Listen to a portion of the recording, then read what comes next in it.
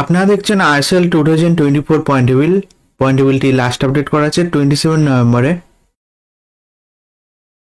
26 নভেম্বরে Mumbai city versus Punjab এফসির মধ্যে ম্যাচ হয়েছিল।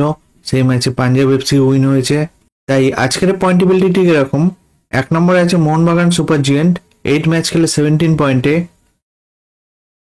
2 নম্বরে আছে বেঙ্গালুরু, 8 ম্যাচ খেলে 17 পয়েন্টে।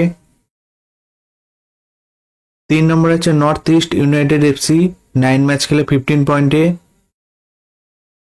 4 নম্বরে আছে পাঞ্জাব এফসি, 8 ম্যাচ খেলে 15 পয়েন্টে। 5 নম্বরে আছে উড়িষ্যা এফসি, 9 ম্যাচ খেলে 12 পয়েন্টে। 6 নম্বরে আছে এফসি গোয়া, 8 ম্যাচ খেলে 12 পয়েন্টে। 7 নম্বরে আছে চেন্নাইয়ান এফসি, 9 ম্যাচ খেলে 12 পয়েন্টে।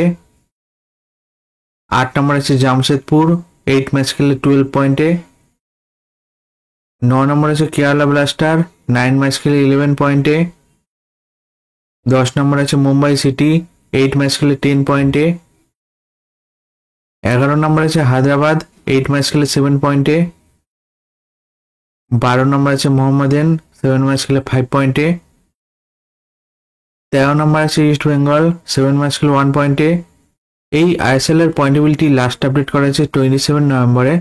ভিডিওটি ভালো লেগে থাকলে লাইক কমেন্ট শেয়ার করবেন।